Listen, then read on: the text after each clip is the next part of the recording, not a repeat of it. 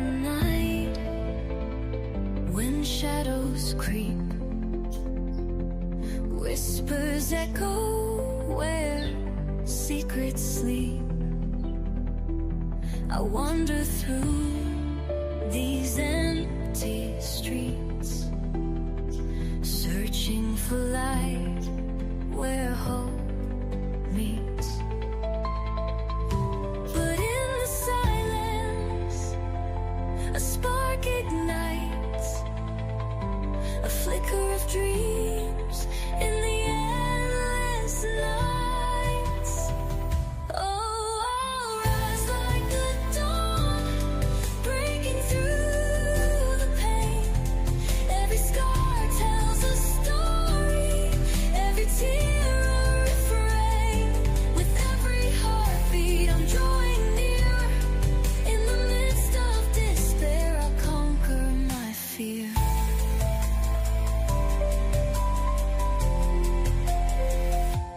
Find the light, don't lose your way.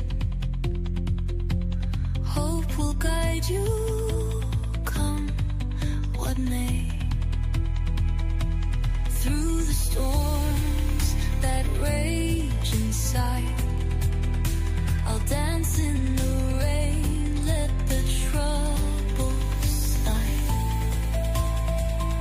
With every step I'm reclaiming my voice. In the chaos, I'm making my choice.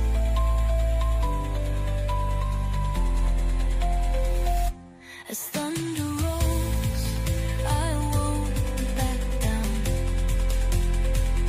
In the depths of night, I'll wear my crown.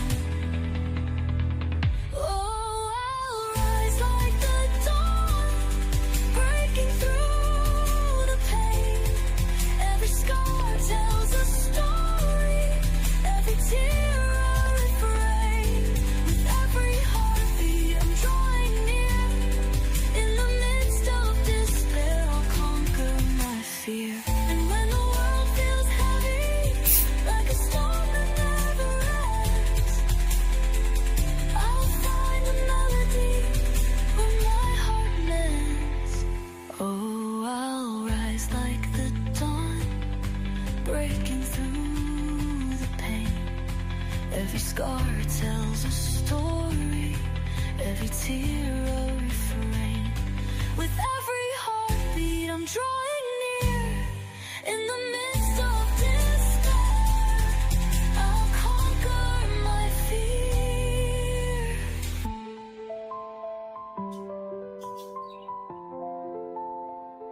As the sun sets low, I won't be alone. In the darkest hours, I'll find home. Well, good morning. I hope you guys are all doing very, very well. This is a crazy story, like a really crazy story. So if you can hear me, put a one. I hope everybody is doing great. Good morning, thing one, Moonlight View. How are you doing? So if you can hear, put a one because I've got some different headphones on. Okay, good. Thank you. Thank you. All right. So Claire Bell is a little girl, right? She's just a little tiny 3-year-old, beautiful, precious, gorgeous creature. And she went missing on the 15th, I believe it was. So the story is strange. She was found yesterday. I think was it wandering through the woods, or maybe she was out like in a pasture. Um, she she was from Montreal. Yeah, she went missing on the 15th. She's from Montreal, and she was found alive and alone. Um, and all is well with the baby. So she was alert, she was responsive, she was healthy, but she's out in the middle of nowhere, wandering around. And they ended up finding her. Well, they ended up the area that they were searching for her. They ended up knowing where to search because the family pet, a little chihuahua, was found on the side of the road, deceased, murdered. Now you think, what? My gosh, this is such a horrifying story, right? Now, her mother was arrested several days ago, right? Her mom was arrested for abandonment, I believe. But but let's think about this situation that this child is located 50 miles away from her home. 50 no, maybe it was 50 kilometers since it's Canada, but an hour's drive away, right, in the middle of nowhere. And the only reason that the law enforcement was searching that area was because they found the dead dog on the side of the road, the family dog. Now I'm going to ask you something. Does this seem coincidental that an abductor would take the family dog as well as the baby girl and then kill the dog and leave it on the side of the road for the whole world to find, but drive away and leave the little girl wandering in the woods, the field, the pasture? Does that make sense? Or is this the grandest of potentially bipolar schemes to either hurt a baby daddy or to get attention for oneself or to, Sherry Papini, maybe exploitation to get money, to get a giant GoFundMe, right? Because, and here's the reason I say this: the dog on the side of the road, if you're an intelligent person, you recognize, okay, if there's a 3-year-old baby missing, law enforcement finds our dead pet, what's law enforcement going to do? They're going to spread out into the woods, aren't they? They're going to look in that area. They're going to say, well, if the family pet is here, then the baby must be here. And I'm sure that law enforcement was terrified that they were going to end up finding a child deceased, right? I mean, that's what was going through their mind. But no, the baby's fine. The baby is healthy. She's safe. She's alert. She's doing great. She hasn't been abused. She's doing great. What a reckless, terrible act to yes, logically you plan out, okay, I need money. A big GoFundMe would do the trick. I mean, some of these GoFundMes, people have become millionaires, right? So she quit her job, I think June the 6th, maybe. She had a very powerful position. She was director of this chain of hotels and restaurants and had over 100 employees that were under her direct instruction. Anyway, so she maps this out and says, okay, I can get a big GoFundMe. The baby, I'll leave the baby out in the woods. I'll kill the dog and leave the dog here so law enforcement finds it. And then they will search that area of the woods, and then they'll find the Clarabelle, and she'll be safe, and we'll have our money, and I'll have my daughter, and I'll be a hero, and everybody will be like, oh, pray for Rachel, Ella, and Clarabelle. and it'll be great. Now, you think, maybe I'm being a bit harsh. Okay. And I'm willing to, admit that perhaps I am, but cops still haven't let her out of jail. Rachel Ella is still in jail. So maybe I'm not being too judgmental. I mean, Sebastian Rogers' parental units are not in jail, right? So, but this chick is. So maybe we're not being overly judgmental on this. Maybe we're thinking exactly what the cops are thinking. Now, this video, please take notice of the name of Rachel Ella Todd's TikTok account, Cosmic Flow 44. Yes, new age energy work. I'm telling you guys. Now, look, those of you that like that kind of thing, that's okay. I've played with a Ouija board before. I've had someone do my tarot cards. I don't believe it. I believe in Reverend Donna Serafina. I think she is talented in a way that I can't explain.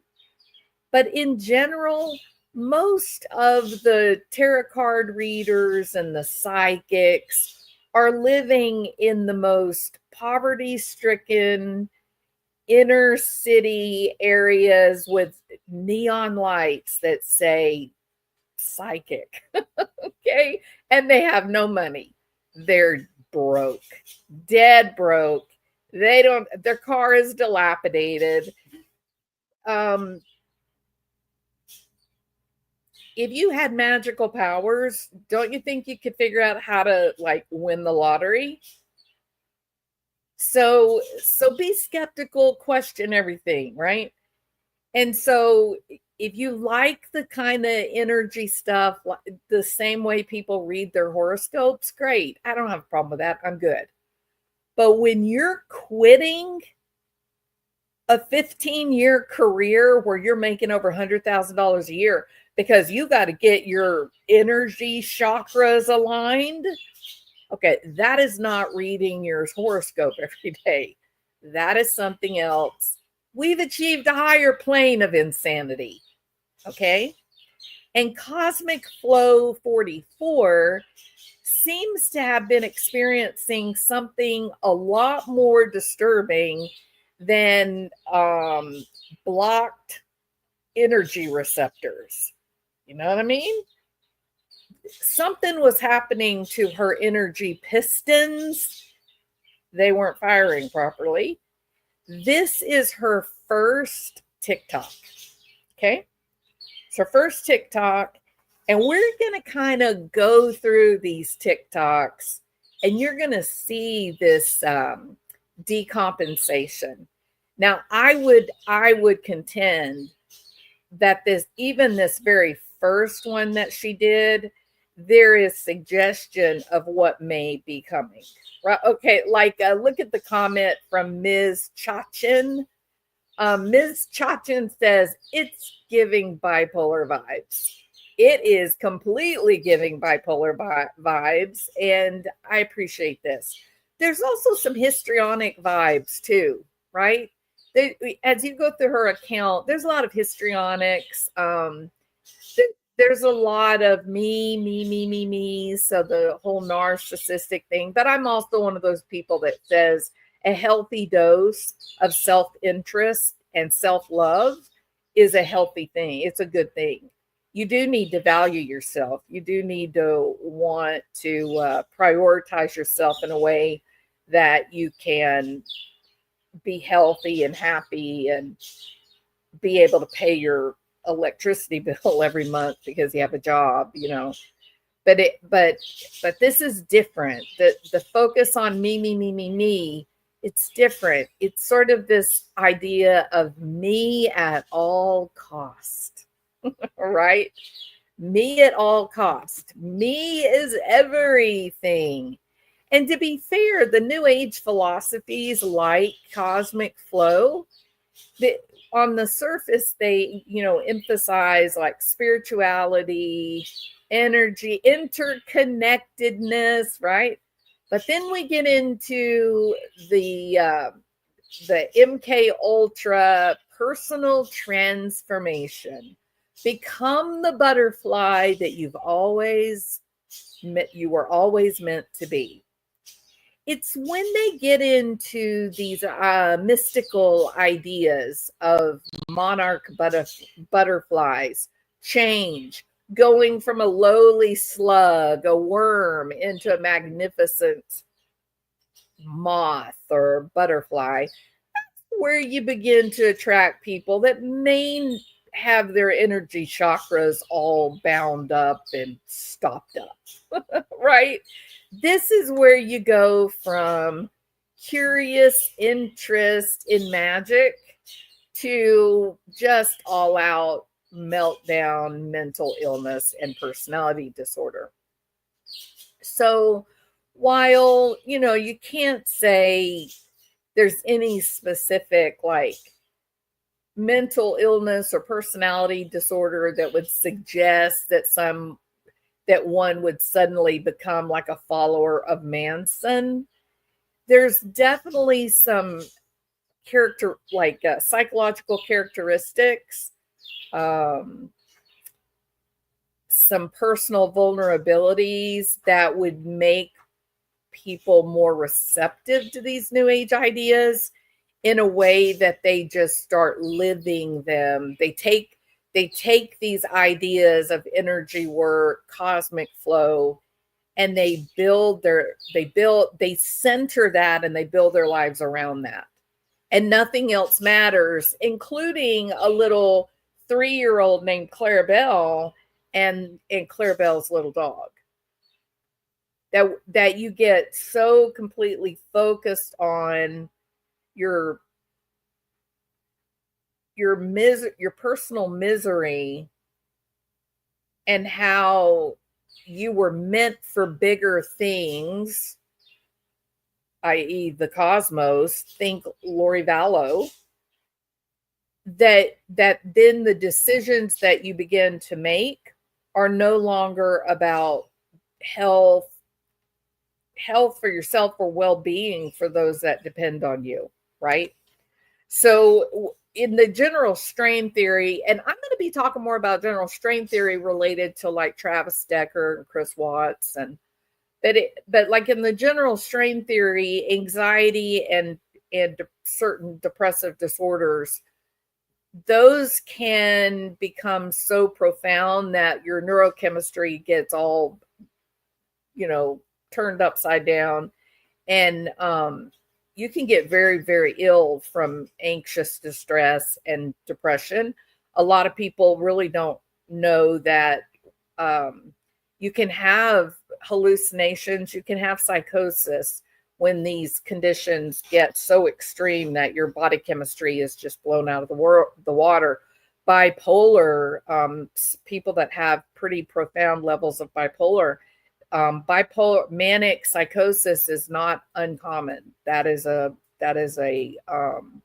pretty expected occurrence for those that are dealing with pronounced levels of bipolar. And interestingly enough, people that are manic or hypomanic, they do tend to get really attracted to mystical ideas, leaving them wide open to new age philosophies, right? So I want to be super clear before we get into this. I'm not saying that people that are cyclothymic or they're bipolar and they're balanced and it's being well treated, well managed. I'm not saying that anyone that might have that diagnosis or even have a diagnosis of like borderline personality disorder, that they are capable of harming another person or being so reckless that they put a little 3-year-old in danger or killing your own pet. Um, I'm not saying anyone would do that, but I'm definitely asserting that, knowledge is a strong thing, and knowledge keeps people safe. And so you kind of have to be careful that if there's someone in your life that you love and they are prone toward mania, or they've actually been diagnosed with bipolar, um, it, kind of limiting and being careful to avoid some of this new age philosophy, this discussion of energy work. I think you have to be very careful about that. To explore those types of things, you need to be healthy and grounded, right? You need to have good reality testing. And sometimes some of these conditions and personality factors maybe make you vulnerable to really pronounced beliefs, unusual beliefs. So you got to be careful of that. So bipolar, specific to mania and maybe a little hypomanic episode, um, it, the idea of magic and mystical uh, power can become very attractive. Obviously, schizophrenia. I don't know that I've ever known somebody who was schizophrenic that did not have a God connection in some way or another. They have hyper religiosity, but it may not be in the Christian sense. They may be uh, overinflating some of the new age philosophies like cosmic flow, because here's the other thing too. To embrace these energy works and the philosophies like cosmic flow, um, it validates their delusions and their psychosis. It gives them external proof that they really are talking to God on channel 3 of their television. So you got to, a well-organized schizophrenic is someone that can really make you question your own sanity as you're trying to parse through if what they're telling you has any possibility of being truthful. You're like, what? Well, am I looking at this? I think I told you guys this before. Um Many years ago, decades ago.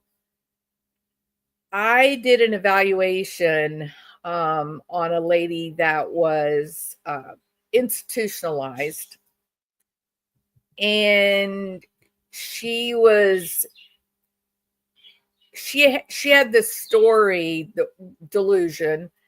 She had this story that she had been like the piano player for Clint Black, like back when Clint Black was like big on the country music charts.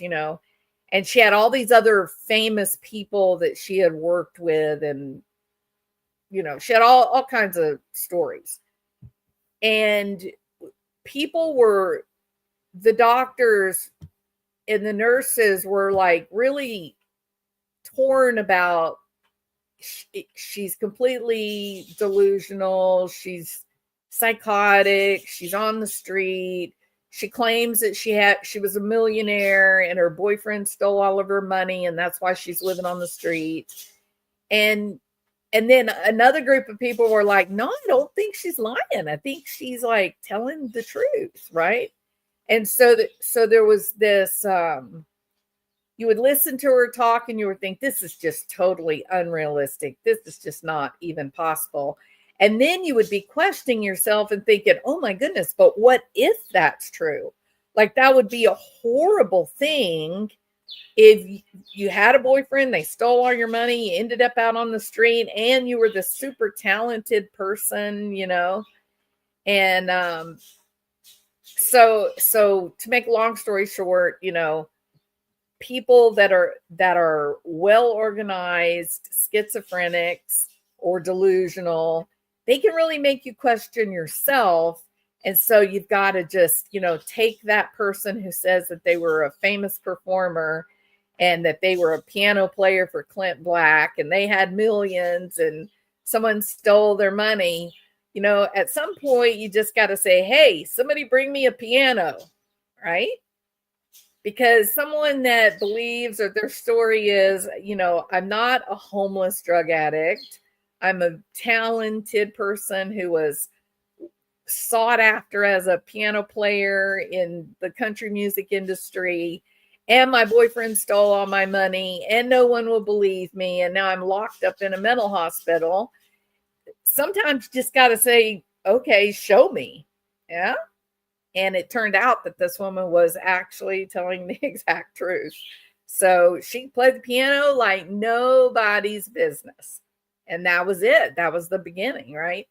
So some of these people that are mentally ill, but they're very well organized in their delusion, and they have managed to find external evidence, external validation for their curious thoughts.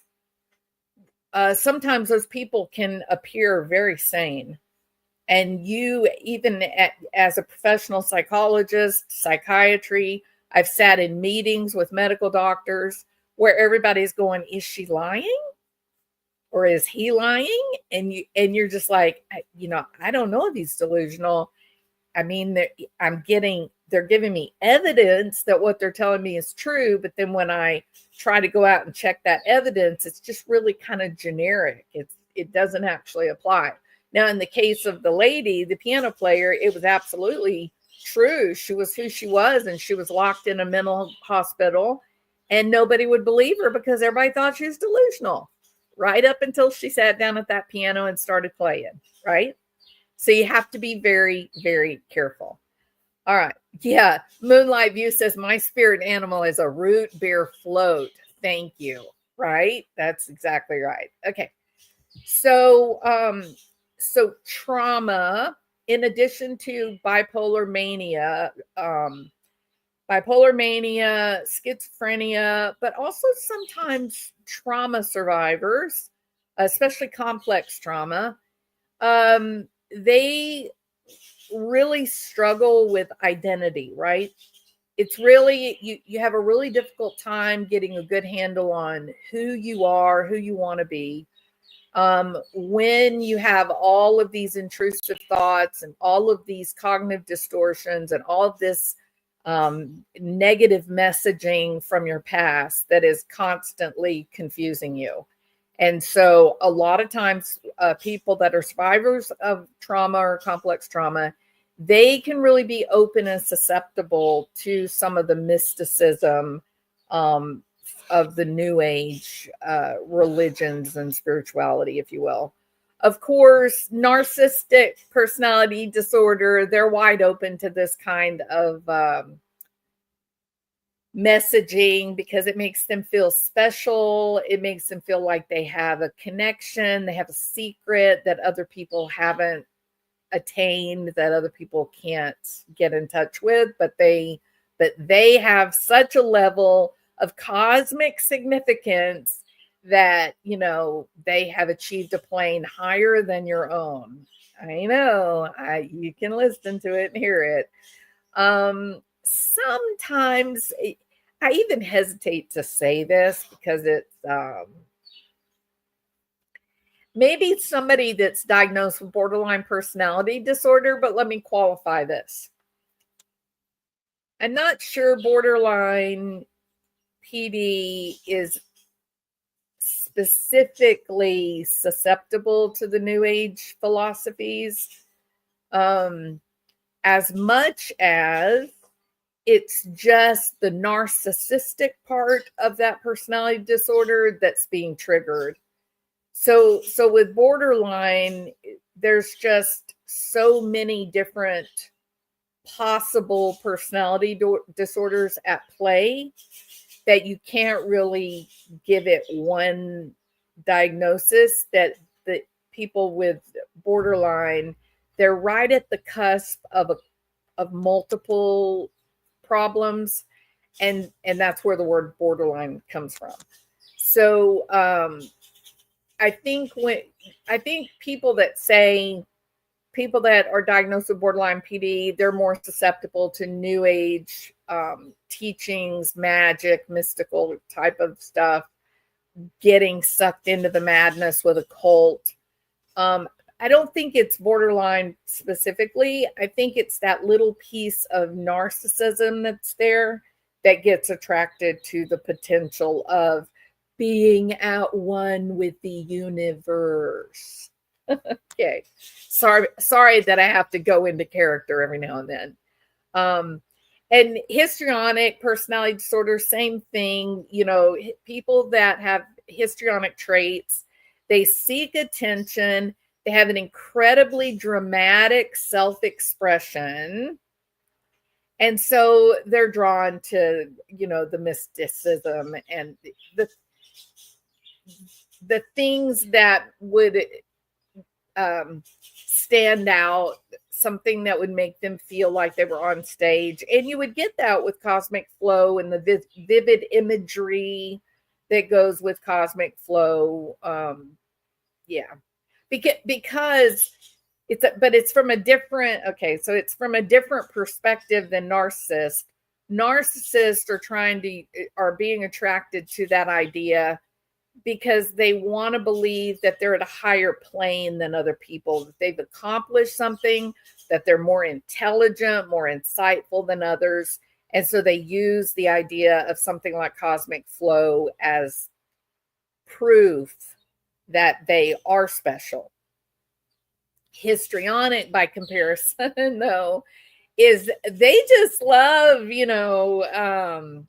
excitement.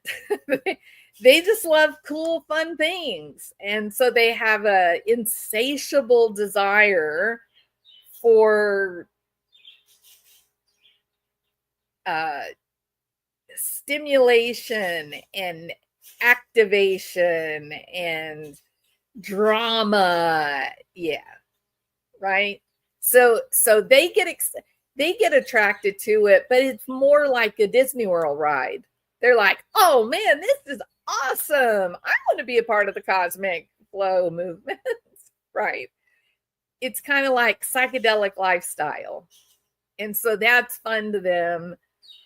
They embrace that because it feels good. It tickles all of those parietal lobe nerve endings. And so they like it. Their brain is on fire and it's cool. But somebody with narcissism, they're doing it. It's like, see, I've achieved a higher plane than these other mere mortal peons. And they're just all too stupid to ever be able to understand what I myself have embraced and lived daily. Okay. Man, this messy. Okay. Schizotypal personality disorder would be attracted to new age energies, but that's going right along with their eccentric beliefs, right? They're eccentric people.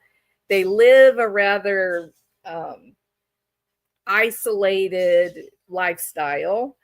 And so some of the energy work and some of the messaging that comes out of new age philosophies goes right along in line with, I don't need people. I am interconnected with the greater cosmos.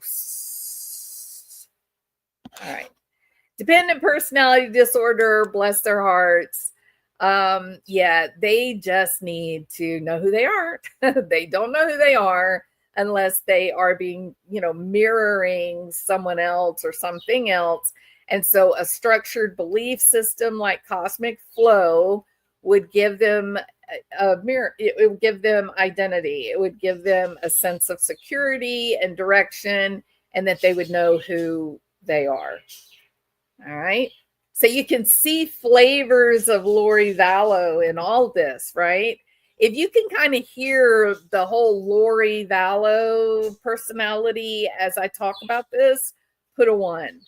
Like she had all those personality factors, the personality disorders, the trauma upbringing, the religiosity. She had it all to make her open to Chad's creepy messaging of, oh, well, zombies and just hang with me, babe, and I'll show you the way of the cosmos. And that was it. That was the beginning of it. No one hears that. No one hears the Lori Vallow insanity in this. Your fingers are hitting buttons, Hoppy Hoppy. Are you okay? I hope you're doing okay. All right. Hey, Mary Harris. How are you doing? Sketty Nona. Good to see you. Luminous. I do believe in some of this stuff, but I also know mental illness is running rampant.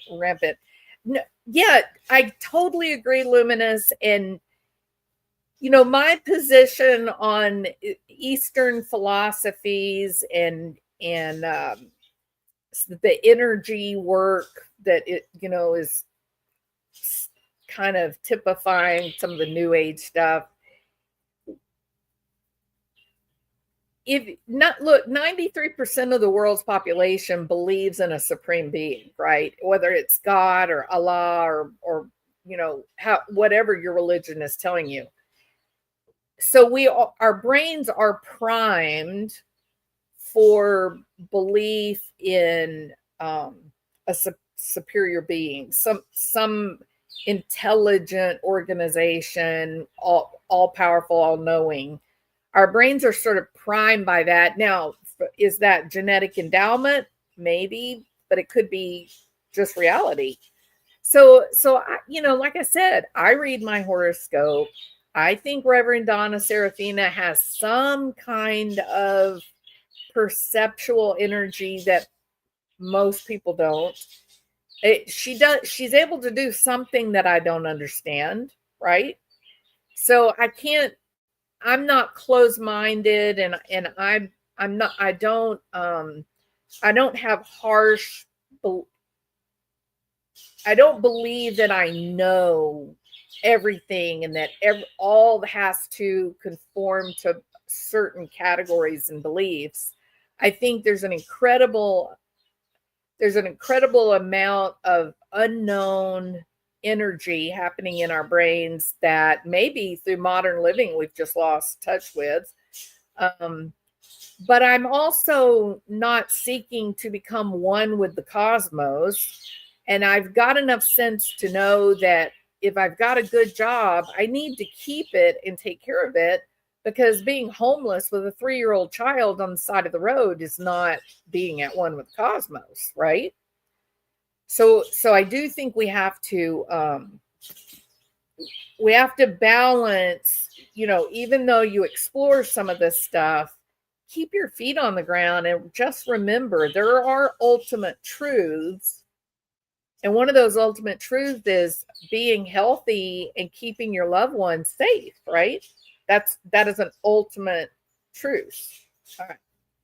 Now then, we're going to play this video and listen to this poor woman who seems to be, in my opinion, struggling with some mental health issues. Come on. Where Christmas seems to have been invented. Oh, here, let me start at the beginning. Sorry, I'm not a TikToker. Wishing you all a Merry Christmas from where Christmas seems to have been invented. Been thinking a lot about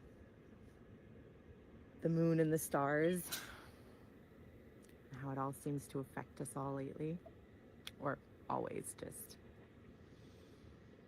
I don't know, things seem more magical this year. And apparently, I have decided to share my journey. Let's see who's up for the ride. Okay, lots of narcissism in this, right? Merry Christmas. From where Can I stop a TikTok video? Can I pause it? Christmas seems to have been invented. Why can't I pause a TikTok video? I recently decided to shed all societal expectations. They don't let you pause a TikTok Merry video? Christmas from where Christmas seems to have been invented. Yikes. I'm thinking well, how do you make it stop playing? recently decided to share. Okay, I got to make it stop playing. Where Christmas seems to have been invented. I'm thinking a lot about the moon and the stars, how it all seems to affect us all lately, or always. That's fascinating. Wishing you all a Merry Christmas from where Christmas seems to Okay, have been invented. well, then what we're going to have to do is this. Okay, there's more ways than one to skin a cat, damn it. All right, here we go. Click on the video itself and it should pause. I tried that, Ginger. Why is it? Okay, now it worked. That's weird. All right. And it was kind of quiet too, wasn't it? All right. So I do hear, I mean, do you guys hear me, right? But we are also living in an era, we're living in a period of time where me has actually undercut our population replacement level. People are not having enough children to even take the place of those of us that are dying. So that's a big concern for your community and your state and your country. We need to at least be at replacement levels, right? Because then you get a breakdown in, oh my gosh, I can't go down another rabbit hole. You get a breakdown in society if you're not at population replacement levels. You won't have enough people to take care of your old, sick people. You won't have enough people to work in the grocery stores to make sure that there's food. You get my point. Now I'm moving on. So she says, you know, I'm in the Merry Christmas. I'm in the place where Christmas was invented. Oh, are you really? You're in the place that Christmas was invented?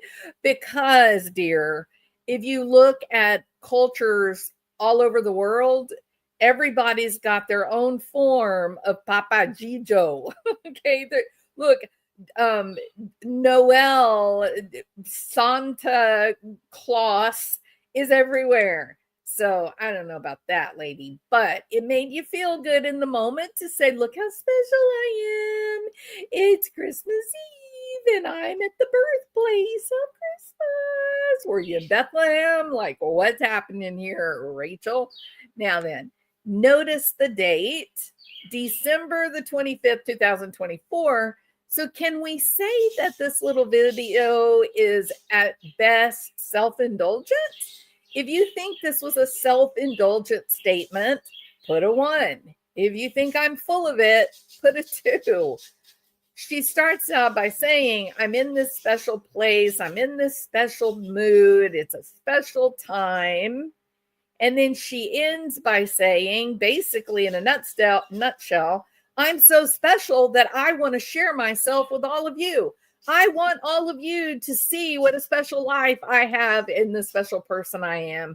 I am such an interesting person that I think you guys are going to want to know. I think you guys are going to want to read every page of my diary. That's what she's saying. I don't know. Things seem more magical this year. And apparently, I have decided to share my journey. Let's see who's up for the ride. Okay, it's very dramatic. Wishing you all a Merry Christmas. It's so dramatic. Remember what I said about the histrionic personality disorder? Let's see who's up for the ride. So it's such drama, right? Most people are like, hey guys, I'm here living in drudgery. And if you want to come and listen to me talk, here I am. Okay. It's not this Hollywood-esque kind of, I'm going to share my life. Let's see who's up for the ride. Now, it would turn out, I think that was a bit prophetic, kind of like Lori Vallow when she said, you know, that she's just a ticking time bomb. Wow, did that age poorly? This is kind of prophetic, isn't it? Let's see who's up for the ride, because this year it's been a hell of a ride for Rachel Ella Todd and her poor baby Clarabelle. It's been a hell of a ride from December to June. literally 6 months to blow your life to kingdom come. Pretty amazing. I recently decided to shed all societal expectations, which includes everything your parents, siblings, loved ones, every memory you've ever had, telling you who you should be. It's no small feat. Making videos like this is highly uncharacteristic. Oh, is that right? It's highly uncharacteristic. Why is that, Rachel? Because you're special? Is that why? Because, you're not like those self absorbed, need to be seen performers? Look, why are you being embarrassed about doing your videos? If you're doing your videos from a place of interest, you're doing your videos because you are creative, because you write, or because you sing, or because you like editing, and you like what's the whole reason you're doing the videos? Why would you need to be embarrassed of it? Unless the whole reason behind your TikTok is a self-absorbed proclamation to the world. Look at me, I'm special. That is decidedly different than, hey, I like to write. I want to read my poetry to people, or I want to put my stories out there, or I want to make music, or I just want to make some friends. That's much different than I want people to feed me my narcissistic supply. I want to get up here and talk all spiffy and show you how special I am so that you guys can be amazed, mesmerized, mystified by my brilliance. She's alive. She's real. She wriggles on her belly like a reptile. 1 thin dime, 1/10 of the dollar. See this marvel. That's a whole lot different than, hey, I wrote a story. Let me read it. Come on. But apparently, it's something of the nature of stepping into your power. And today was, not the first day, but every day in this process feels like the first day. And I let the beast out, if you will. The beast. Okay. How many of you refer to your anxiety or anger or frustration as the beast? Yeah, me neither. Okay. If I get mad, I'm just pissed, right? Why do people talk like this? Why do people speak in these carefully chosen words to suggest something that is notable and significant? Oh, well, duh, Jules, because she's got a personality disorder. She's histrionic. And there's a lot of narcissism going on, Jules.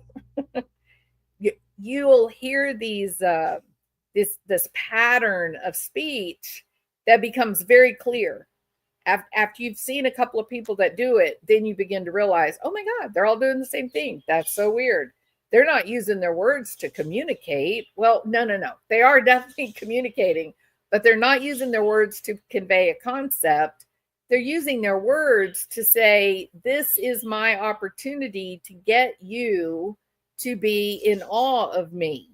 So let me be really careful about the words I choose, that they're words that most people really wouldn't use in any given situation. Like, oh, today I prepared a delicious snack, just the tiniest bit of banana pudding, so eloquently placed in the bottom of my beautiful bowl.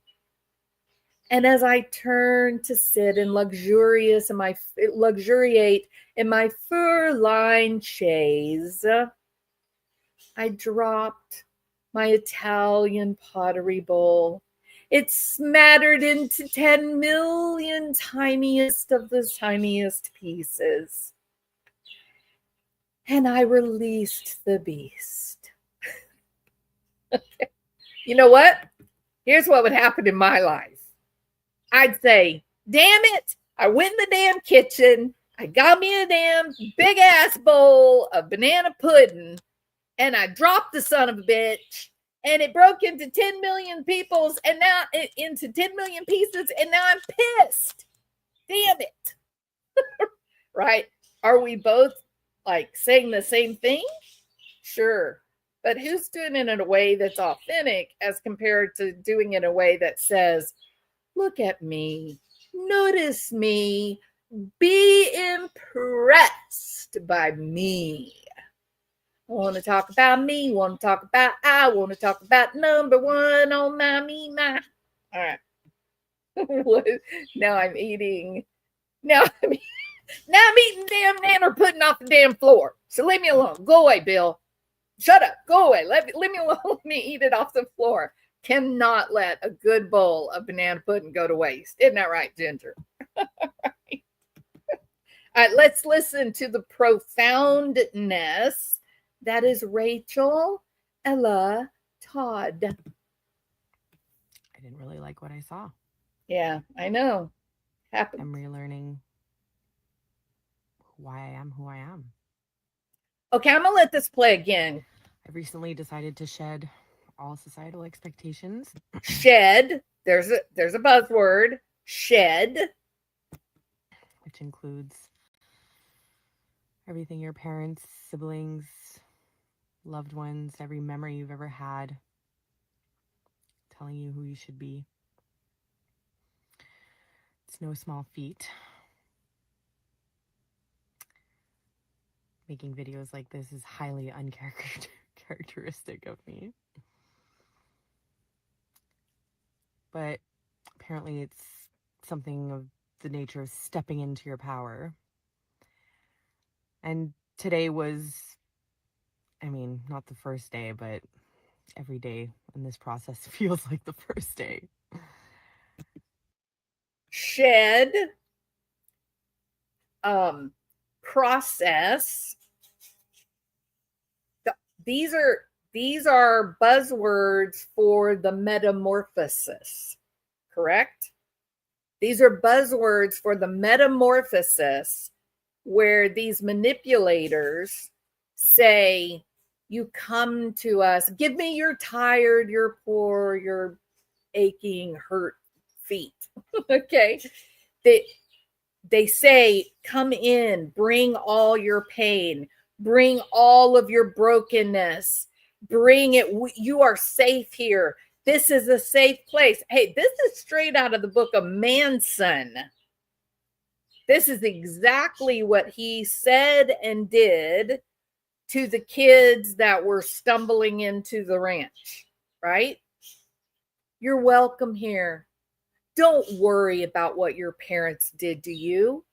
Don't worry about the man out there who's beating you down and denying you happiness and joy. Don't worry about that. Because I can see that you are perfect. You are perfection as you are. The world out there can't see it, but I can see your potential. You know what you are? You're like that little small worm. That vulnerable small little worm crawling across the branch. Any moment, a bird flying down to snip you into oblivion. But you won't always be this little broken, powerless, insignificant worm. You've come here. This is your safe place for growth and knowledge. And once you've gone through this, you are going to become a beautiful butterfly. We don't know what that's going to look like yet. You could be a powerful giant moth, or you could be a brightly colored happy butterfly. We don't know what your transformation will be until you have shed the outer layers of what society and your parents have done to you. They've bound you up with their ideas to turn you into their slave. They have wrapped you in the constraints of society and expectation until you're exactly like a larva. You've been wrapped up so that you can't move and you can't wiggle, and you are feeling the frustration of those bindings, but you are growing. Those things that have kept you down and kept you bound tight, those things now become the safety that you require to become who you are really meant to be. And I don't know what that's going to be, and you don't know what that's going to be.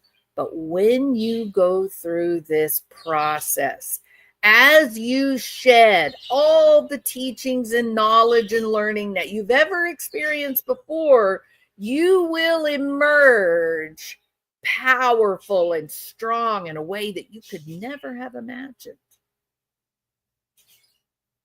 You will be something that has never been created before. And the process may be painful. You may have to cut ties with people that have loved you and protected you. You may have to quit that corporate job where they have turned you into a slave. Those are the pupa. That is the larva that has kept you down, but it is growing inside of you. And once you shed those bindings, only then can you emerge as this magnificent creature, something that's never been seen before, something that is uniquely Rachel. Yeah, yeah. Now listen to her. And I let the beast out, if you will. I didn't really like what I saw. I'm relearning why I am who I am. Listen again. I recently decided to shed all societal expectations, which includes everything your parents, siblings, loved ones, every memory you've ever had, telling you who you should be. It's no small feat. Making videos like this is highly uncharacteristic of me. Are you sure? But apparently it's something of the nature of stepping into your power. Now, does she sound skeptical there? Tell me, does she sound skeptical? Oh, apparently this is the nature of stepping into your power. Like there's still a functioning part of her brain that's saying somebody is feeding you full of bullshit. This is nonsense. But I am in such misery. I am so filled with depression and anxious distress, and I just want to be loved, and I want my life to go better. And I'm with an abusive person. Maybe, I'm not saying she is, but I'm saying possible some of the things that are going on in her head. And maybe this new age cosmic flow philosophy, maybe this is what it takes to finally enter a place of Zen, a place of peace and happiness, right?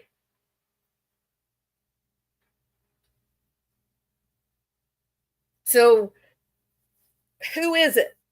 And if you notice, yes, Jules of Thought is the one that left the message at the top of the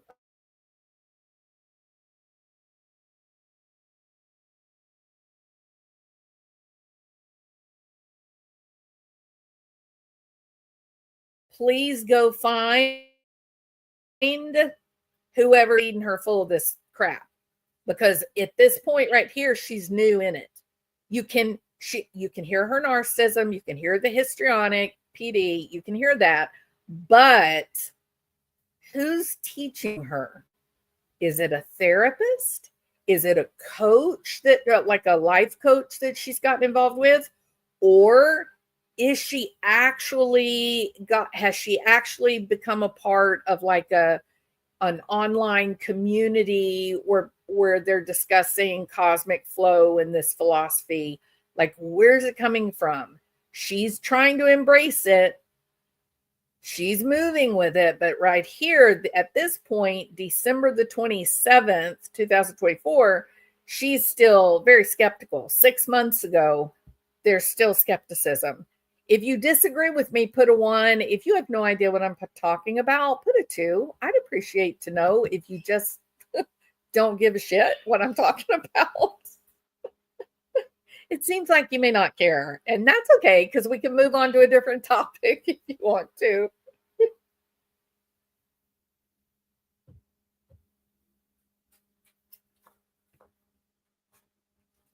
Okay, so Ginger is on board. Thank you, Ginger. I don't think anyone's listening, Ginger. That's okay. All right.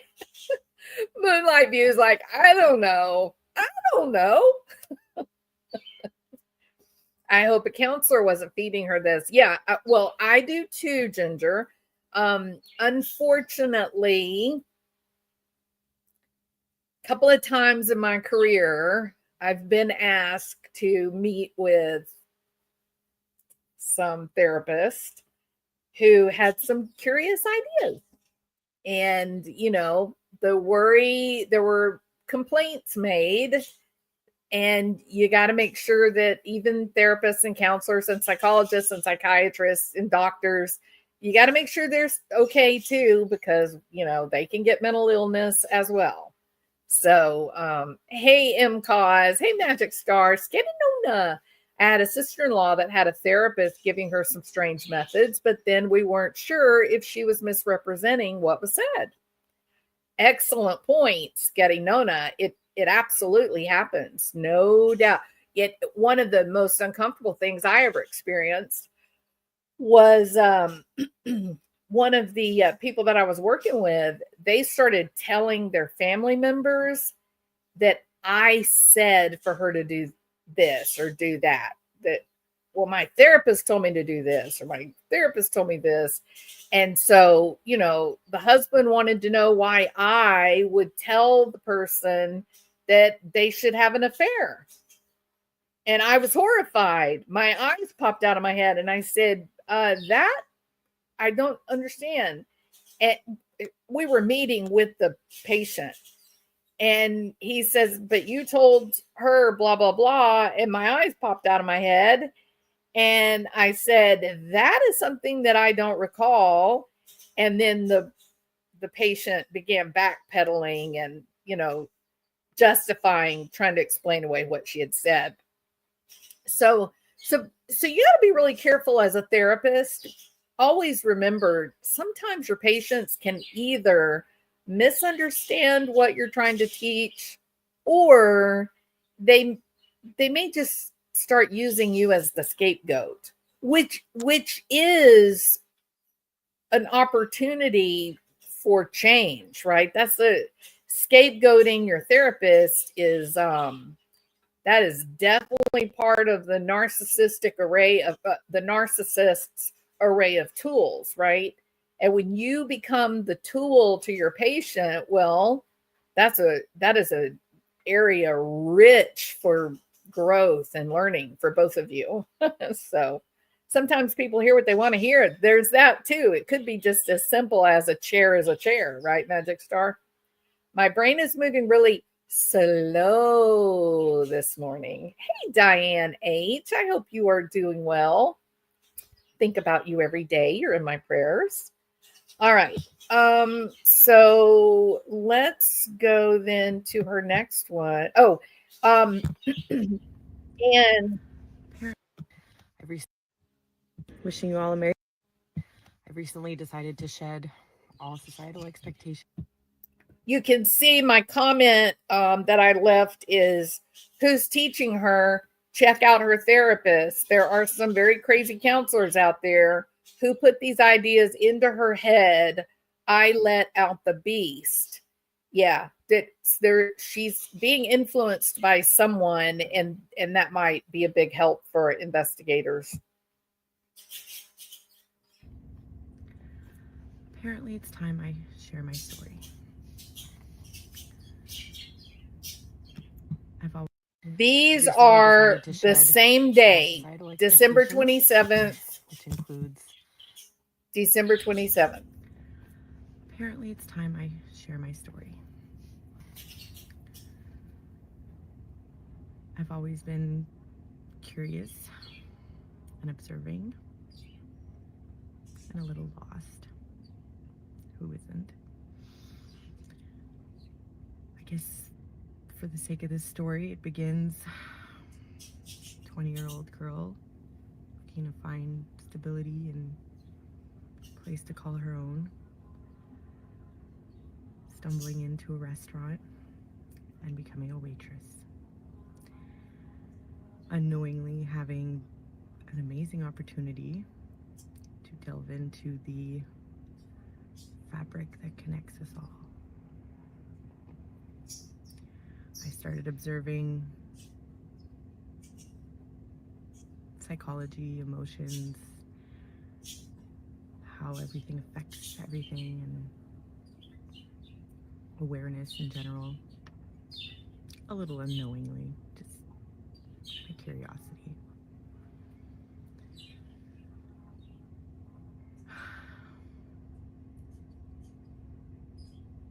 Every couple of years, I would get a promotion.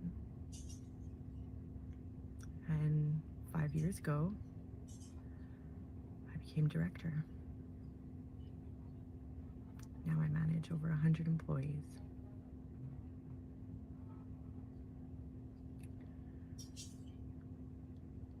Because of my curiosity, I've also been able to self-regulate, if you will. This is kind of curious. But about a year ago, I fell in love in a love so profound, I'm almost at a loss for words.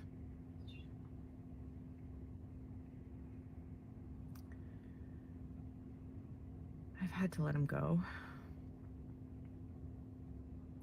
Now that's interesting, right? Like, was it an Highs and affair? Was lows it a married man?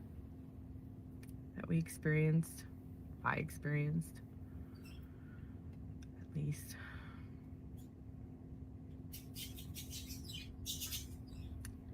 Didn't line up. Doesn't make sense. My previous understanding of life didn't fit any longer. I didn't realize love like that existed. We used to talk all night. Okay, until- so we got the bipolar vibe, right? Now are we getting the OCD vibe? Are we getting the obsession vibe? Are we getting the whole, fantasy, love bombing, intensity vibe? Perfection is who's there? Is this woman, I ask you, suffering under the Disney delusion? Okay. Martian says, what's wrong with this person? I'll tell you what's wrong with her, Martian. She had a little girl named Clara Bell in Canada. And on the 15th of June this year, Miss Clara Bell went missing. And the mother was arrested for child abandonment.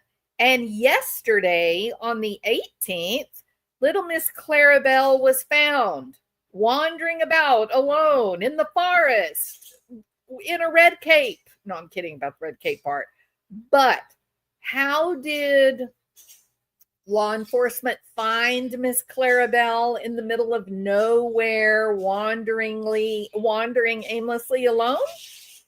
Well, the cops found the family dog dead on the side of the road, 150 kilometers away from home. But when they found the little dog dead, placed notably on the side of the road, then the cops said, well, here's the dog. Maybe Clarabelle is here. And that's how they came to search that area of the woods. And she was found alive, well, not a hair on her head was harmed. The mother remains in custody, and it is my contention, speculation, that this woman did this as a ruse to get money. I think she was going after a big GoFundMe account. That's what I think. And that's where I think we are. So, Martian, she has a TikTok account called Cosmic Flow, and we are now going and looking at her TikTok to see what we can learn about her. Did she spend 4 days outside? That is unclear, Sketty Nona. We don't yet know. I kind of got the feeling, the way they just talked about it, I kind of got the feeling that maybe not, that maybe somebody else put her there. But when did they find the dead dog, right? That's the other part of it, because whenever they found the dead dog, that baby was out there. I believe that. I think the dead dog was left there as a big red flag to investigators to say, search here. And she's in the middle of nowhere, 150 kilometers away from home.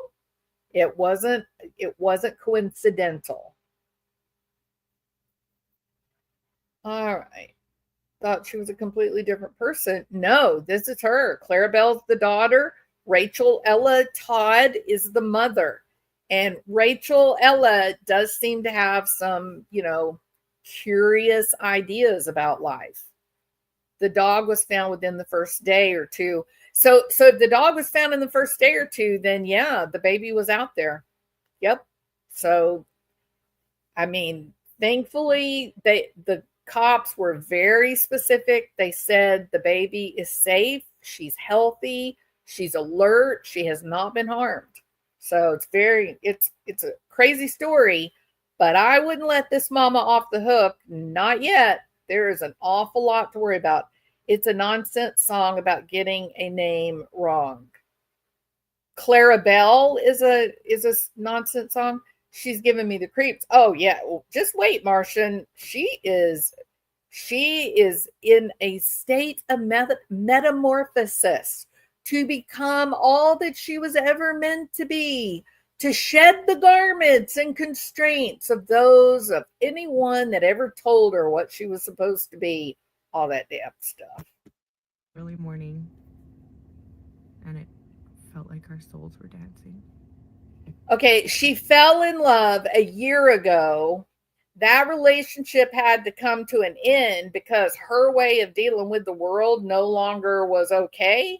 Sounds like to me she got involved with a married man who said, hey, this is done. I'm either bored with you, or my wife is on to me, or I just am tired of this, and left her. And yeah. Perfect harmony. Their souls were dancing. Their souls were dancing in the cosmos. It was perfect in every way, except that he was married and had 3 kids hanging on to him. Yeah, that's what tells me that your souls were not dancing, honey.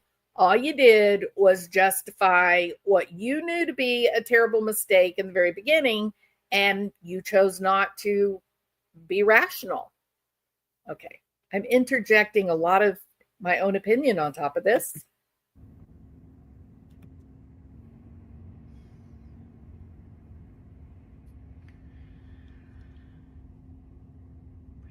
Since I'm so curious, sent me on this journey to understand a deeper commonality. Okay, there's no need for deeper commonality, Rachel. There's no need for you to be at one with the cosmos. You're not a worm, nor a larva pupa, nor are you a beautiful butterfly. You are a human being and you have a brain. And yeah, I'm guessing there's probably some trauma there. And you don't need energy work. You need just healthy, good old fashioned acceptance of the things that have happened and a definition and refinement of what you need to live a happy, joyous life. And then you need behavioral activation to start doing more of those things that lead you to happiness. There's nothing mystical about this. It is all about make sure you sleep properly, make sure you eat a healthy, balanced diet, make sure that you get daily exercise to include cardiovascular, because cardiovascular exercise normalizes neurological chemistry. You need to be friends with people. You need to have a job that you're proud of. And you need to make good choices not to get involved with people who are exploiting you and re-traumatizing you. And if I sound irritated, it's because I am. I'm irritated by those that exploit people that are trying to live with trauma. And these new energy gurus, these people that like the eternal flame, these people that promise that they're going to find your soulmate, and these are the modern day snake oil salesmen, right? This is the nonsense.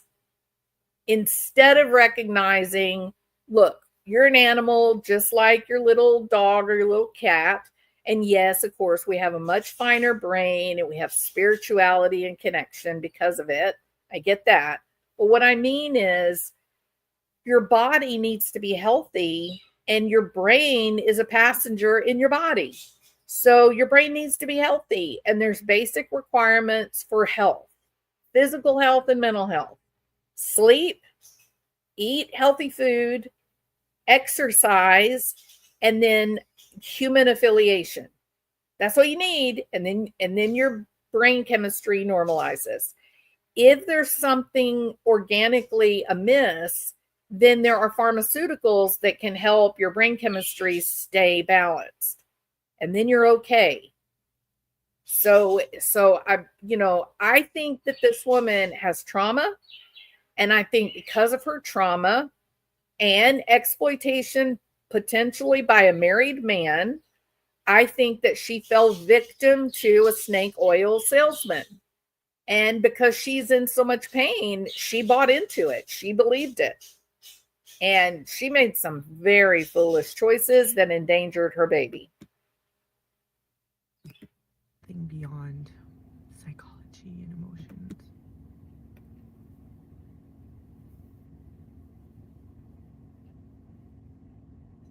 And it's nothing groundbreaking, I guess, because technology and science has led us there. But it's energy. Energy that connects us all, that flows through everything. The way information flows, the way money flows,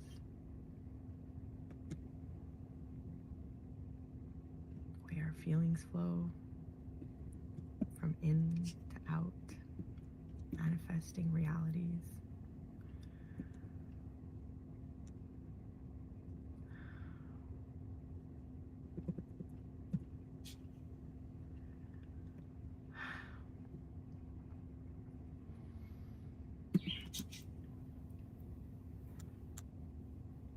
It was such an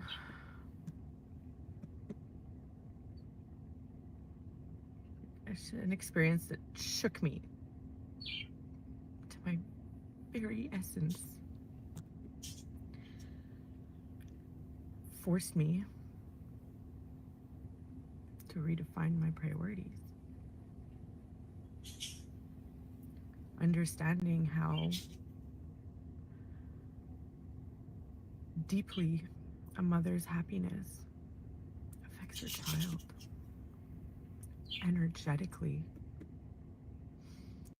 And that is a red flag for me, that she learned how deeply a mother's emotions, dissatisfaction, sadness can affect her child. I'm gonna say, okay, what'd you do? How did it affect your child exactly? And there are a lot of different ways that a child is affected by mother's depression.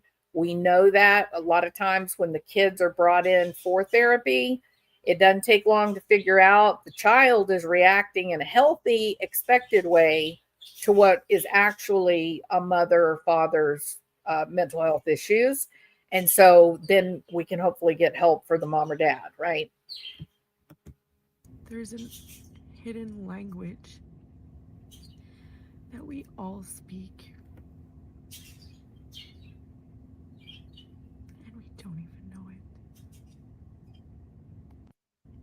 What'd she say? That she doesn't Let's know really it? share my story. What did she say at the end? I missed that. Forced me Force. to redefine my priorities. Understanding how deeply a mother's happiness affects her child energetically. There's a hidden language that we all speak, and we don't even know it. Oh, that's more of her. I have special knowledge that you don't have. She said there's a hidden language that we all speak, and we, the people, we don't even know it. Now, those were her first videos that were made in December 6 months ago. Let's say how things are today. You try that again, and this is gonna get ugly. Yeah, that's where she is You today. try that again, and this is gonna get ugly. 4 days ago, You try that again, and this is gonna get ugly. which is exactly how long You ago try that again, and this is gonna get ugly. Clarabelle's been missing. You try that again, and this is gonna get ugly. Okay. How are things going in the land of Rachel? Not so well. I would say, Rachel, leave the energy work behind, dear. Go find yourself a really good psychologist, like a behavioral cognitive psychologist or dialectical behavior therapy, and get you a good psychiatrist who is not going to give you 5 prescriptions, but maybe one, and start exercising. And I think you'll feel better. This is just incredible. Now then, Joseph Morris. Is that our Joseph Morris of the Gabby Petito case? Joseph Morris says she used the daughter to get back at Matthew Bell, the father of Clarabelle, right? If you look up Clarabelle, it will all come up. I live in Canada. It's everywhere. Has anyone actually taken the time to find info outside of TikTok? I have, and I am disgusted by what's being portrayed. First of all, this mother is clearly having a psychotic episode. Thank you, Lindsay. Drover, Drover, Drover, come here. Get on your bed. Lay down. Sorry about that interruption. Do you want to go outside? You need glasses? Okay. Just a minute, y'all. Sorry. I'll just let her psychosis continue to play. You try that again, and this is gonna get ugly. Okay. You try that again, and this is gonna get ugly. You try that again, and this is gonna get ugly. You try that again, and this is gonna get ugly. You try that again, and this is gonna get ugly. You try that again, and this is gonna get ugly. You try that again, and this is gonna get ugly. You try that again, and this is gonna get ugly. You try that again, and this is gonna get ugly. You try that again. Okay. So Lindsay of California. Yeah, thank you for bringing out the mental health aspects. I would agree with you. Not sure if she's psychotic, but she's definitely in need of some medical support. Has anyone actually taken time to find information outside of TikTok? I am disgusted by what is being portrayed. First of all, this mother is clearly having a psychotic episode. Why is she in jail and not in a women's facility for mental health? Well, Lindsay, she's in jail because someone abandoned their child in the middle of the forest. Why are police not requesting a psychological assessment? You are assuming that they have not. My guess is that they actually have, and that she is being interviewed by psychologists and psychiatrists even as we speak. Why are they not more concerned for the safety of this child and adequately representing this case than they are assuming her mother is guilty and that this is the worst case scenario? This mother doesn't need to be vindicated. She needs to be properly assessed so that her daughter is given the best chance of survival. I hope for everyone in this family that people hold a little more compassion to these situations and start thinking more into what can be done to prevent them. Well, that's what I'm trying to do, Lindsay. I'm trying to bring awareness to the red flags that were there all along. And Lindsay, part of that process is showing the TikTok videos because though you're seeing the red flags, the TikTok is illuminating her behavior that was of concern while Claire Bell was still safe, warm, and at home, right? And that's where the utility of these online platforms can really be used is, if your loved one is struggling, look at their social media. Look and see what they're saying when they think others are not watching, right? You can see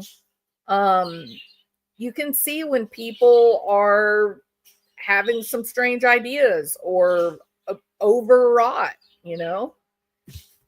She quit her job on June the 6th. She was the director since 2019.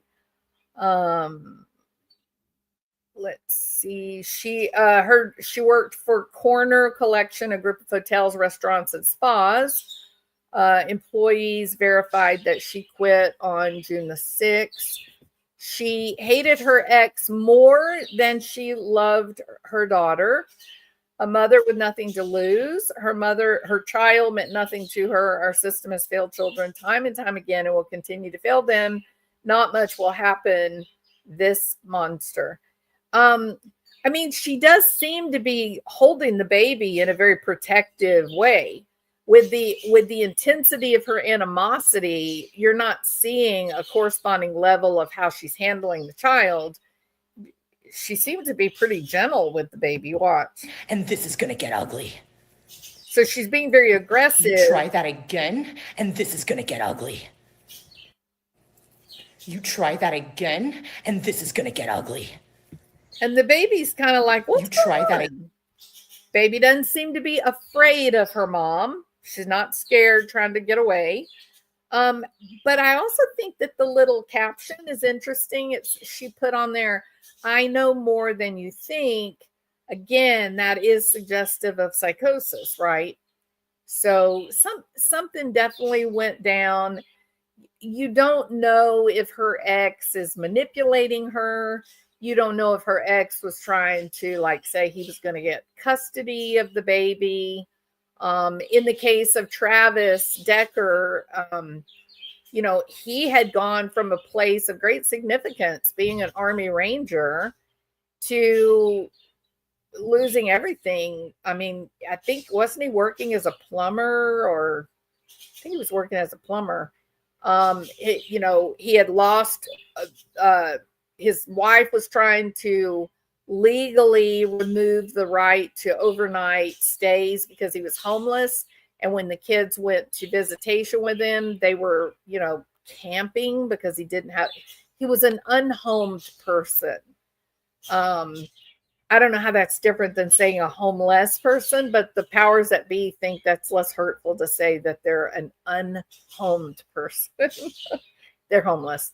Um, so so never underestimate, considering the general strain theory, never underestimate the power of hopelessness.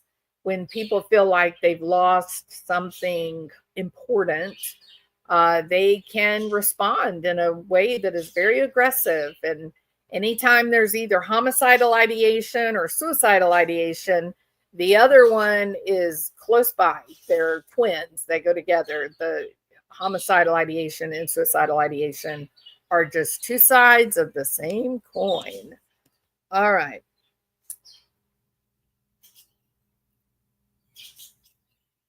Three Nights Alone.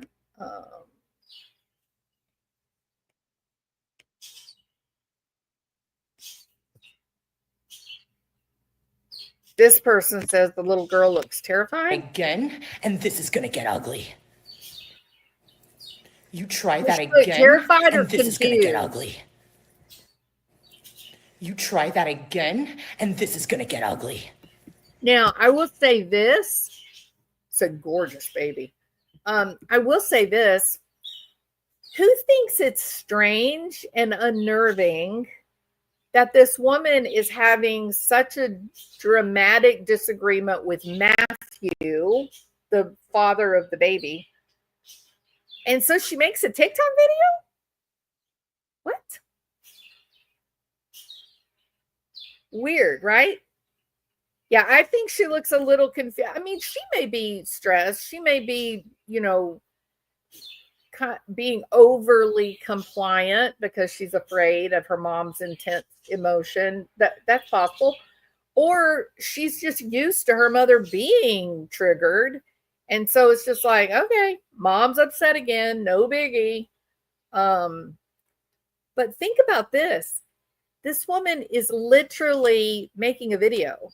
Like, she had to set the camera up, she had to set the video up, make the title, and then so can you see how this is very performative? She's giving you the impression that she's reacting in the moment. She's giving you the impression that she's been caught talking to the person that she's angry at. But that's not, it's a TikTok video. She would have had to have gotten ready to record. It's weird. There's a lot going on with this girl. And I can't get Sherry Papini out of my head. I wonder, are we looking at the same kind of situation, right? Do you ever look at people sometimes and think, God, you are such a fucking cunt, but it's not socially acceptable to say it out loud, so you think it in your head and just smile at them? So she's doing a little skit, like the TikTok, it's playing the audio and she's just acting it out, right? But listen to the content of what attracted her. She heard this audio and she said, yes, that's the audio I want to use. That's a reflection of what I want my message to be. Listen to this. Remember, we're looking at red flags. Or is that just me? Do you ever look at people sometimes and think, God, you are such a fucking cunt, but it's not socially acceptable to say it out loud, so you think it in your head and just smile at them? Or is that just me? Do you ever look at people? Yeah, I can honestly say I've never, ever had those words in my head. Ever. Ever. That is a phrase. Effing, you know what? It's so noxious, right? It's so gross, and it's almost kind of like a it's almost kind of like violent, right? It's a gross word. It's just, I mean, I definitely would call somebody a B or, an effing B, but not this. And I don't think I would highlight it, my anger using such deplorable language. I don't think I would highlight it by making a video that's really the only message. In fact, I'm certain I wouldn't. In fact, I, am not really proud that I might get mad and use that language. Not the CUNT, but effing B. So are there red flags?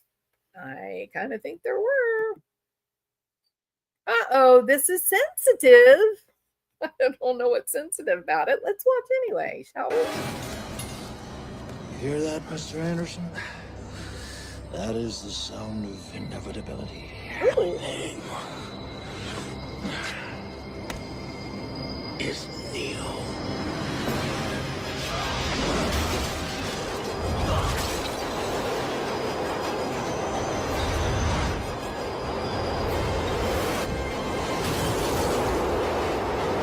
Uh-oh.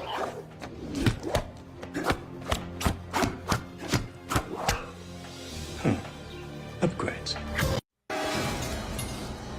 You hear that, Mr. Anderson? Were there red flags? Okay, she's saying, I think my nervous system got an upgrade. That tells me she's manic. And then she chooses this really violent, there's a train coming for you, and I'm about to push you right in front of it. Imagery. Was that for Matthew? I'm a nice person, man. I never want to hurt anybody's feelings, but I fucking will. I'm a nice person, man. I never want to hurt anybody's feelings. I have a question for everybody. Are you sensing a distinct personality change from her videos she was making 6 months ago? Are we seeing a newer, more improved Rachel? I mean, it's dramatically different, right? We need to stop living our lives on social media. I don't think so. I think they found the little girl. Yeah, the little girl's alive and well, and she's doing good. It was said they relied on useful tips to find her, if I recall correctly. So maybe someone spotted her. Maybe someone saw her put the baby and the dog out of the car. Absolutely. Because she was arrested before the baby was found. She was arrested and the charges were child abandonment. So whether someone reported it or maybe they saw it like on traffic cameras. Maybe so. Yeah. Maybe so. All right. So personality change, right? Now we're in our little cheetah print and we're being all sassy and yeah. It's the last time I let somebody steal my peace. If you ain't adding to the plate, shawty, you can't eat. Don't be acting like you know me, bro. We don't speak. A lot of people come and go, but it won't be me. You can't break me. I just take control of the environment.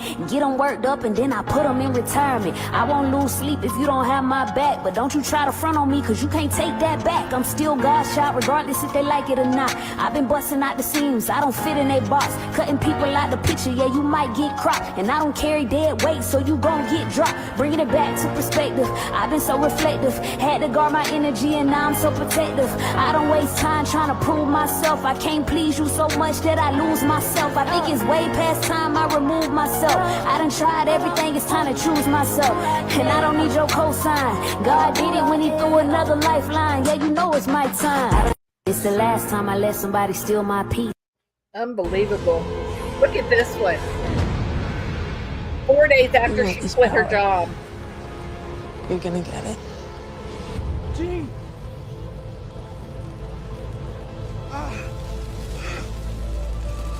Your emotions make you weak. You're wrong. My emotions make me strong. This woman You want this is power. doing it again where it won't. There we go. You're gonna get it. the shitstorm. You see, these are all things that happened in the last week. She quit her job on June the 6th, and then she was arrested like 3 or 4 days ago. So that it looks like to me that maybe she was in the middle of a manic episode, but she's definitely hurt, right? She's definitely hurt. She's very angry at this Matthew fella, but boy, is she sending out threats, ominous videos, messaging that is sort of saying without saying, be careful, I'm about to rock your world. I'm about to do something that you will be sorry. You think I'm the only one that can hurt? You're going to hurt too. All this is going to be used in the trial.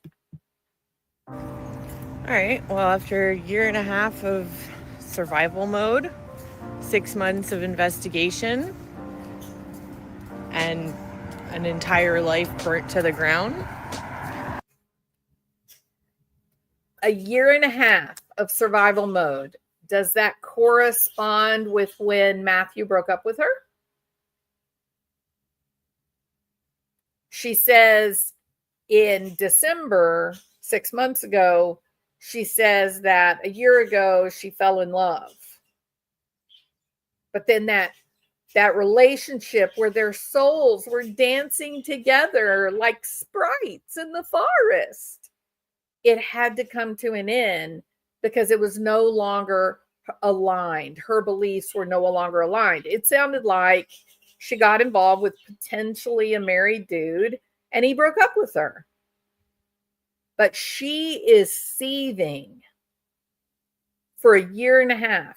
She says for a year and a half, she's been in survival mode. Very dramatic, right? Survival mode. Then she goes on to say 6 months of investigation. Really? Tell us about that, Rachel. Exactly what were you being investigated for? Oh, stalking, huh? Stalking? Threats to Matthew? Did you perhaps threaten to hurt his wife or family? Were you driving by his house at 3 o'clock in the morning, dragging Clarabelle with you? Interesting, right? Very interesting what people say when they're not saying it at all. My nervous system can finally feel safe with just existing again. So that's a relief.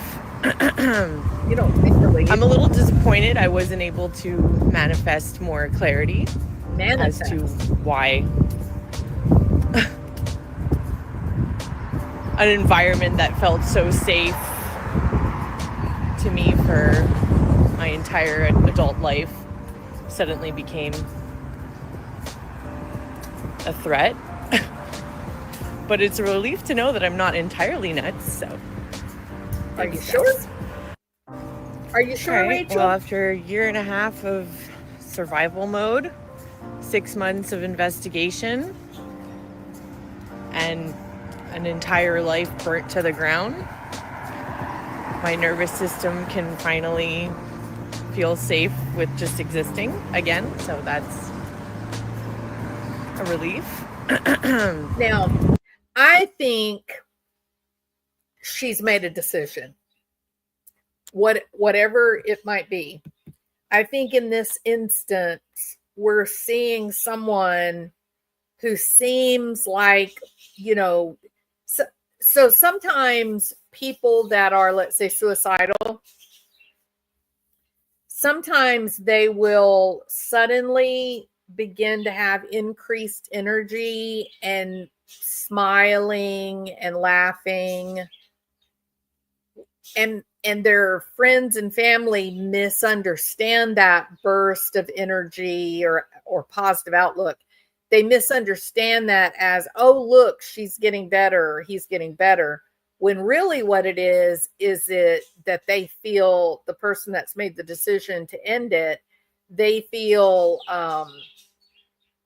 relieved that they're not going to be trying to survive anymore, and they've reached a place of decision, and they're going to start giving their things to people and getting their affairs in order so they can check out, right? And I kind of get that feeling from this video, that she's, because listen to what she's saying. She's saying a year and a half of survival mode. She's been, in misery. Well, why would you be in misery if you were in love with someone and your souls were dancing together? Like, why would that be miserable? Well, it would be miserable if you were experiencing that level of intoxication from love, but you couldn't be with the person that you loved because he was at home sleeping in the bed with his wife.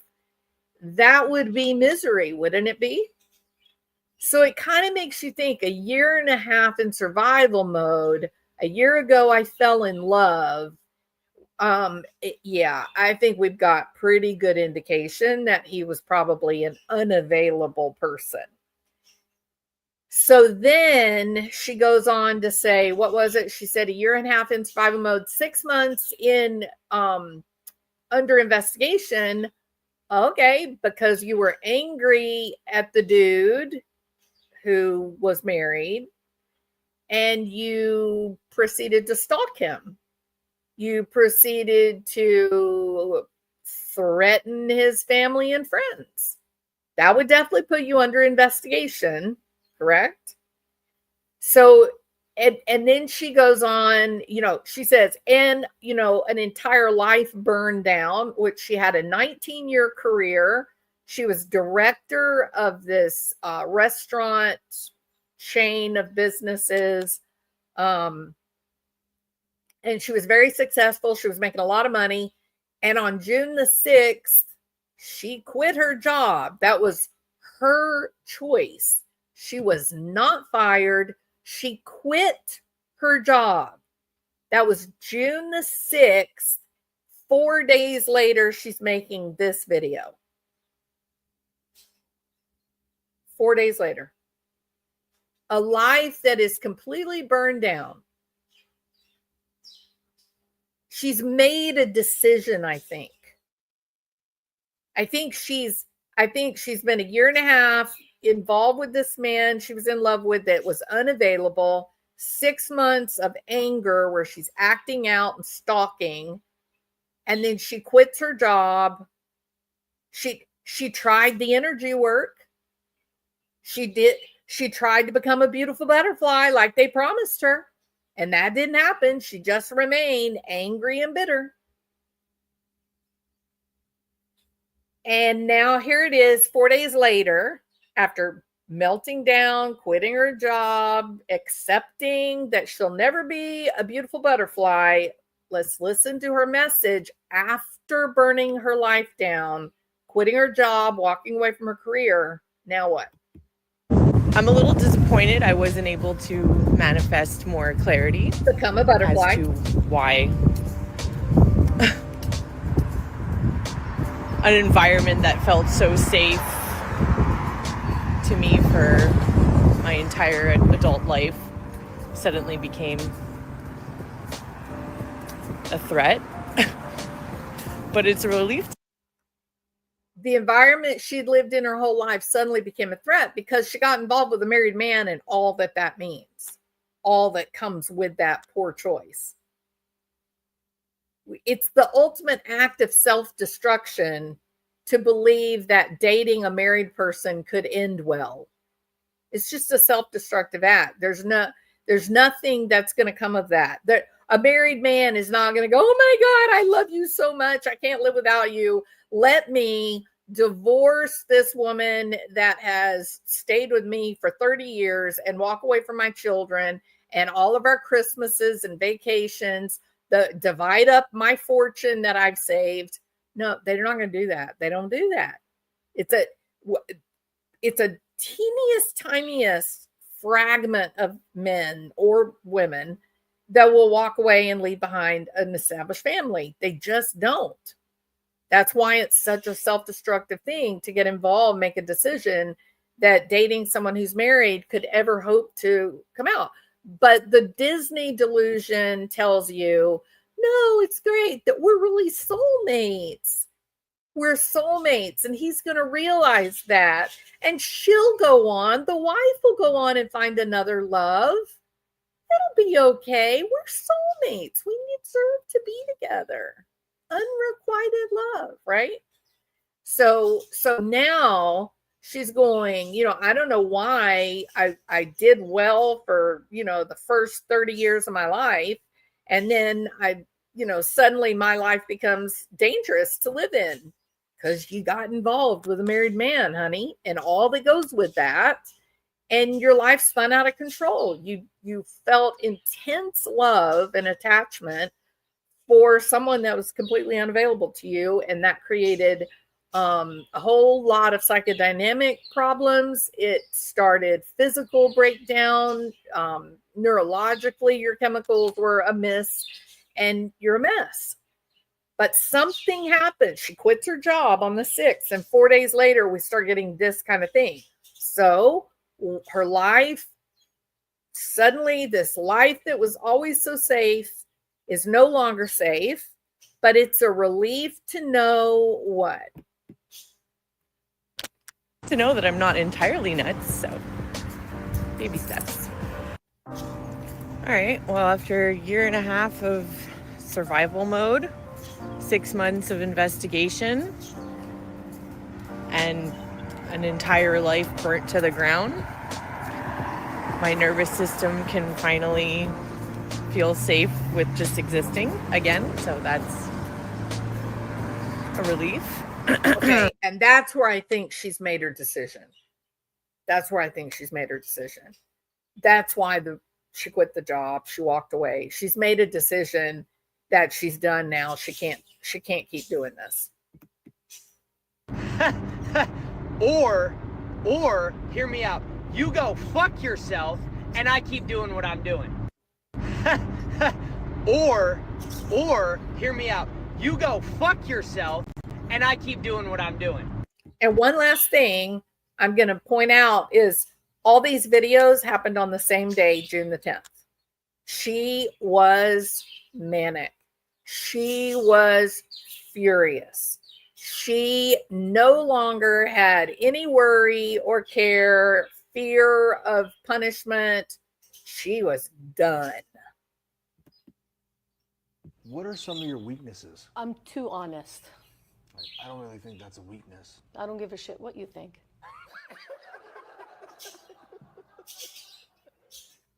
What are some of your weaknesses?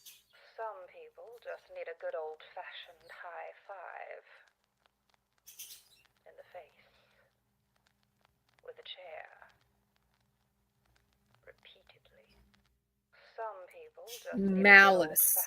There's nothing quite like coming face to face with malice. She's simmering and boiling. She is, she should have been hospitalized. People don't have to like you. People don't have to love you. They don't even have to respect you. But when you look in the mirror, you better love what you see. You. I'm playing the villain, baby, just like you want.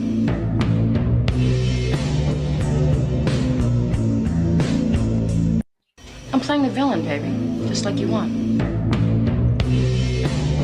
She's trying to send a message to Matthew that she's dangerous. She's sending this message that says, all right, you want to have me investigated because I'm stalking your family. All right, I'll do it. It is premeditation. This is premeditation. And she is, in narcissistic collapse, I think, too. What did this? Lindsay left another message. Something none of you commenting seem to realize is that justice for Claire would involve justice for her parents that made her. Clearly, this family has been struggling for a long time. Clearly, her mom has had a shift in mentality and shows that she has lost support. Where's the justice system in that? Where are the agencies set in place to protect these families? Why do we allow things to get pushed to such bad limits before we start to act on them? Totally agree. Don't disagree at all. My darling, you'll never be everybody's cup of tea. Because of champagne, my love. In a Narcissism. league of your own. My darling, you... She's just one girl! That one girl is kicking our ass! She's just one girl! That one girl is kicking our ass! Ominous, yeah? She's just one girl! That one girl... All you have to decide is what to do with the time that is given to you. You won't get to choose how long you're here. All you have to decide is what to do with the time that is given to you. Hey, listen, do me a favor. Keep your fake energy to yourself. Because in this season of my life, I'm protecting my peace, my energy, and focusing on staying positive. That's it. Hey, listen, do me a favor. It's kind of ironic, isn't it? Because all the videos after this one, it's all, okay, there's a train headed your way and I'm the one driving it, and be afraid, Matthew. Be very afraid. Don't underestimate what I'm capable of. This is the day she quit her job. This is what she comes up with. The day she quit her job, this is the video that she makes. Keep your fake energy to yourself. Because in this season of my life, I'm protecting my peace, my energy, and focusing on staying positive. And then That's you become the Joker. Hey, listen, do out me a of the favor. Batman series. Same day she quit. Spanish?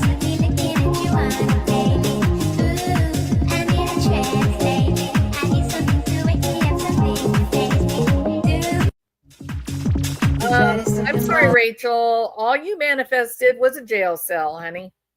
I'm obsessed with being the best version of me, and that's something I chase every single day. It ain't about trying to prove anything to anybody else.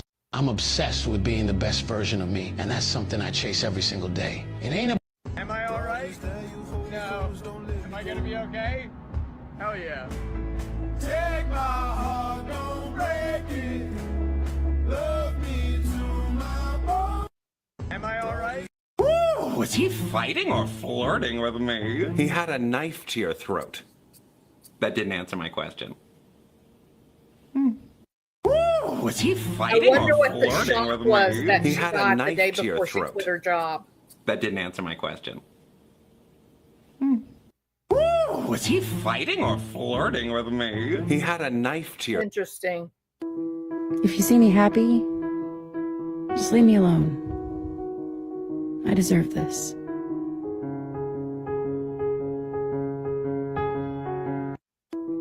If you see me happy, You're gonna piss off a lot of people when you start doing what's best for you. Do it anyway. You're gonna piss off a lot of people when you start doing what's best for you. I mean, is this when she decides to get rid of her daughter? You're gonna piss off a lot of people. Oh, you noticed the attitude, but not that your actions caused it. Weird. Oh, you noticed the attitude, but not that your actions caused it. You know, I think, Rachel, you're old enough to understand that people can do whatever they want to do, and maybe it makes you mad, maybe it hurts your feelings, but what you do, the behavior you engage in, that is 100% on you. So if somebody mistreats you and you cop a bad attitude, it's simply because that attitude is what you decided to do. It's possible for people to behave badly and hurt you, and for you to make sense of that and put it where it belongs. Oh, look, that lady just called me a bitch. Huh. Wonder why she's having a bad day. I hope things get better for her. And then you go on and live your life, your best life. I don't have to get all mad and act ugly right back. That's the behavior of a toddler. No, people own their own emotions. People own their own behaviors. Otherwise, you end up living in bedlam. All right. Okay, peeps. Yeah. Her father has made statements to the media. So, Magic Star, what are some of the statements that you've seen and heard?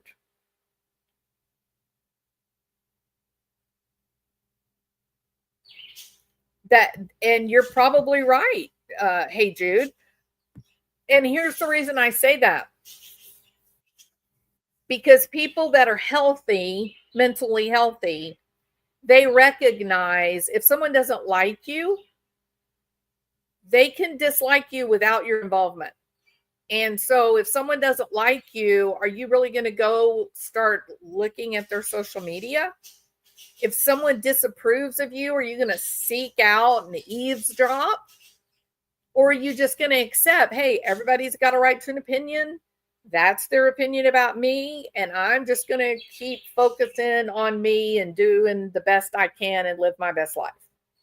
So the person that she is so bitter and angry with probably isn't watching this, especially if the police have gotten involved and the police are investigating her. Then the cops have told him, stay off of her social media. Don't look at it lest you get triggered. We're watching it. Right? So yeah, the reality is he never saw these ominous kind of threatening TikToks that she put up. Yeah, I don't go on TikTok either. You can see I don't even know how to actually use it. So please allow me and my family to take this time with our girl. Well, good. That's all that needed to be said, right? Because that little girl has been through it for sure. Okay, so I have to get ready to go to work. So I have a real job. I got to get out there and make that money, right? So I appreciate you guys doing this video with me. Not Clara Bell. Her name is Claire Bell.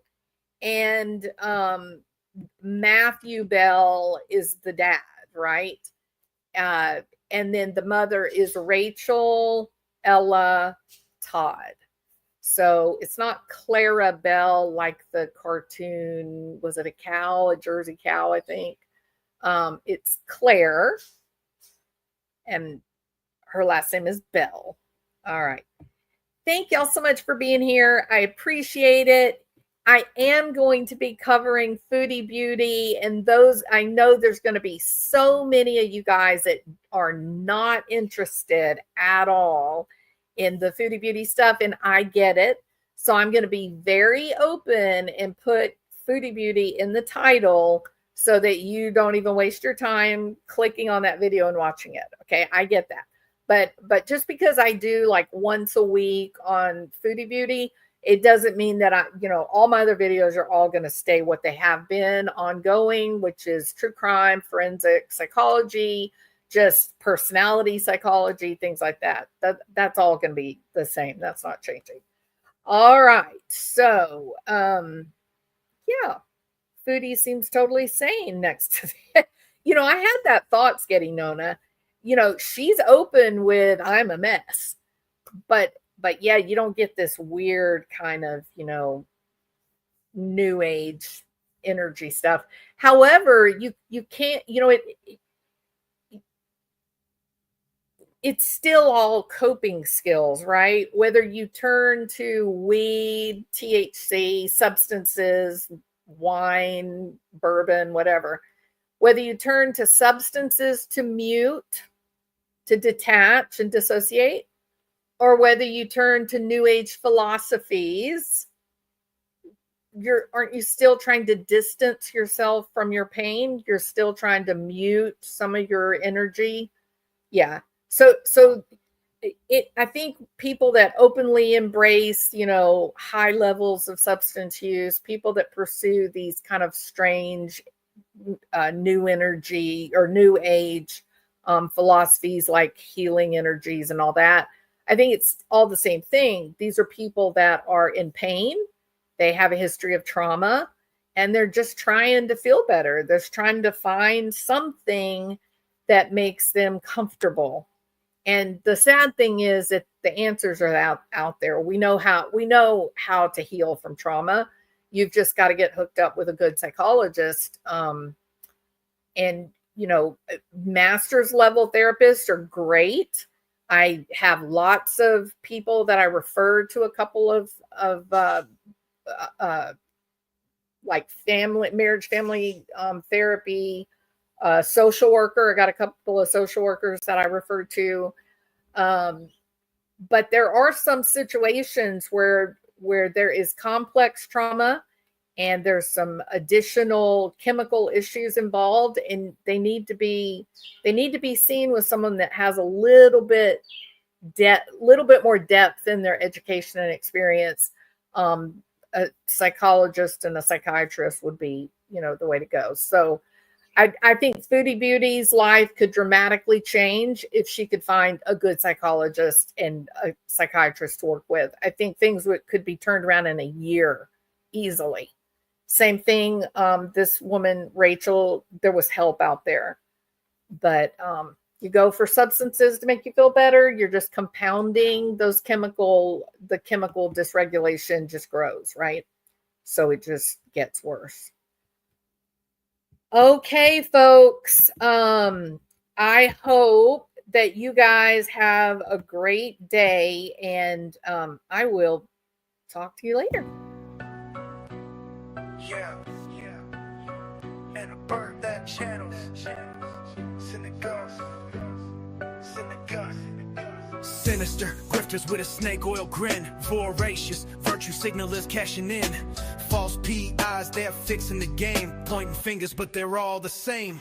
Innocent creators, moms with a cause. Digging through the chaos, exposing the flaws. We're hunting for clues, untwisting the lies. Who's driving this shit show straight to demise? Convertibles roaring, cliffs in sight. Like Thelma and Louise on a forever ride. They sail into YouTube fame, the crash is in sight. We're all on the ride, no brakes, no trust. Popularity is the spark that'll burn their channels in the dust.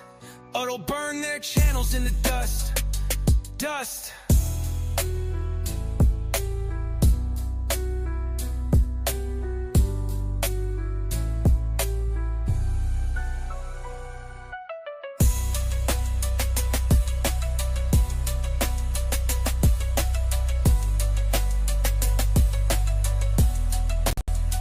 That'll burn their channels in the dust.